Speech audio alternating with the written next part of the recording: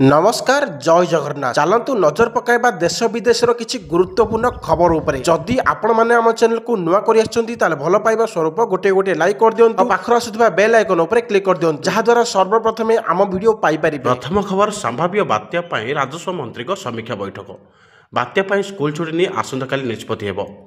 आज समस्त सरकारी कर्मचारी ऑफिस रे रहिबे। अधिकारी छुट्टी बातिल नहीं काली निष्पत्ति छुट्टी हेबो कि नहीं काली निष्पत्ति निया जिवो। आज एभली सूचना दैछंती राजस्व और विपर्यय परिचालन मंत्री सुरेश पुजारी। से कहिसंती आसंता काली पुणी जिलापालक सह बैठक हेबो। काली संध्या सुधा स्पॉट हेबो बात्यार चित्र। लघुचाप सृष्टि आगु अनुमान होइतिला अवपातरे परिणत होइछि। गोपालपुर ठारू बात्या 1000 किलोमीटर दूर अच्छी धीरे धीरे पश्चिम उत्तर पश्चिम दिगरे गति करुछि। अवपात आगक बात्यारे परिणत हेब तीव्रता बढ़िबार लागिछि। पूर्व प्रस्तुति आगु कर सारी। परवर्ती खबर राज्य में खाली पड़ता 4219 कनेस्टेबल पद को सीधा सड़क पूर्ण कर गृह विभाग पक्षर कहुଯାଇଛି। शुक्रवार ए संक्रांत में गृह विभाग उपसचिव तरुण कुमार पंडा पुलिस महानिर्देशक और आईनजी को पत्र लिखि अवगत कराइछि। राज्य में खाली पड़ता कनेस्टेबल पद पूरण नहीं राज्य पुलिस मुख्यालय पक्षर आसीथिबा प्रस्ताव को सरकार विचार करने पर खाली पद पूरण लगी यह निष्पत्ति नहीं। तेबे कनेस्टेबल रैंकर उक्त पद पूरण बेले विभाग पक्षर जारी पृथक पृथक निर्देशनामा सहित चलित वर्ष सेप्टेम्बर 22 रे जारी होइथिबा एसओपी को अनुसरण करने को बोली उपसचिव पत्र रे दर्शाइछन्ति। परवर्ती खबर आसुछि पर्यटन ऋतु। धीरे धीरे पर्यटकों दारिंगबाड़ी बुलिबा आरंभ हेलाणी। तेबे लघुचाप जनित वर्षा जोगु चलित थर शीत छुईबारे विलंब होइछि।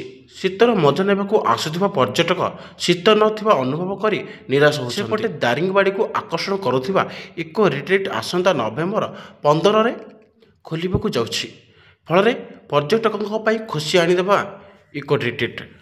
सब वर्ष भली चलित वर्ष मध्य पर्यटकों को आकृष्ट करने पंच तारका होटेल व्यवस्था सह प्रतिदिन सांस्कृतिक कार्यक्रम पर मंच व्यवस्था व्यू देखापी वाच टावर व्यवस्था सह डाइनिंग हॉल पर्यटकों को स्वागत करने व्यवस्था सह विभिन्न पर्यटन क्षेत्र बुलाई व्यवस्था आदि प्रस्तुति चली। युद्धकालीन भित्तिर इको रिट्रीट रे तंबू पकाजिबा सह सजासजा कार्य चली। इको रिट्रीटर अधिकता तथा दारिंगबाड़ी वीडियो प्रीतिरंजन रथ कहते जे चलित थर पर्यटकों को आकृष्ट करने इको रिट्रीट को आहरी आकर्षित कर पर्यटन क्षेत्र कॉफी बगीचा लवर्स पॉइंट मीडियम बांदा जलप्रपात डुलुरी पाइन बण आदि रूपांतर कार्य हाथ को निया से कहते। इको रिट्रीट खोलिबा पर दारिंगबाड़ी को पर्यटकों आगमन वृद्धि पाइब बोली से कहते। परवर्ती खबर आसंता नवेम्बर मास 1 तारिख सारा देश में व्याघ्र गणना। वन विभाग पक्षर व्यापक प्रस्तुति अत्याधुनिक पद्धति हेब व्याघ्र गणना। एने तालीम नेउछंती वन विभाग कर्मचारी। अनुगुल वनखंड थिबा 6टी वनांचल पर्यायक्रमे तालीम दिया। यह कार्यक्रम जरपड़ा वनांचल आरंभ होइछि। सारा देश में प्रति 4 वर्ष थरे बाघ गणना कार्यक्रम कराଯାए। चलित वर्ष नवेम्बर 1 तारिख ठारू यह गणना आरंभ हेब। वर्तमान समय बाघ गणना कार्यक्रम अत्याधुनिक पद्धति कराଯାଉଛି। एही नै समस्त कर्मचारी मानक स्वतंत्र भाव तालीम दि जाଉଛି। प्रति वनांचल थिबा बीट हाउस सेक्शन एवं स्कार्ड कर्मचारी को तालीम प्रदान कर जाଉଛି।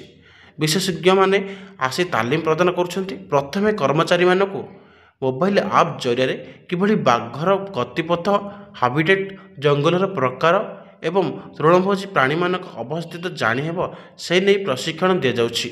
यापर जंगल भितर ट्रांजिट लाइन किभली पादरे चली चली जीवाक हेब हरिण कुटुरा बारहा भली तृणभोजी प्राणी मानक पाद चिन्ह देखि सेमानक संख्या और अवस्थिति जानीहेब से नहीं कर्मचारी मानक शिक्षा दि जाଉଛି। कारण बाघ तृणभोजी प्राणी थिबा स्थान शिकार पाई रुहंती। यह छड़ा केउठी एवं केते उच्चतर ट्रैप कैमेरा लगाइले बाघ चित्र उत्पन्न होई परिबो। बाघ पाद चिन्ह देखिले किभली सुरक्षित भावे यार नमूना संग्रह करिया हेब से समस्त प्रशिक्षण कर्मचारी मानक दि जाଉଛି। वर्तमान समय जो सब अत्याधुनिक पद्धति अवलंबन करा जाଉଛି से संबंध में सविशेष विशेषज्ञ माने बुझाउछंती। आसंता नवेम्बर 1 तारिख ठारू 7 तारिख पर्यंत जंगल भितर ବାଘ ଗଣନା କାର୍ଯ୍ୟକ୍ରମ ଚାଲିବ। ସେହି ସମୟ ସୀମା ଭିତରେ କର୍ମଚାରୀମାନେ ଯାହା ତଥ୍ୟ ସଂଗ୍ରହ କରିବେ ସେ ସବୁର ତର୍ଜମା କରାଯିବ। ଏହାପରେ 25 ଦିନ ପର୍ଯ୍ୟନ୍ତ କ୍ୟାମେରା ଟ୍ରାପ୍ ଚାଲୁ ରହିବ।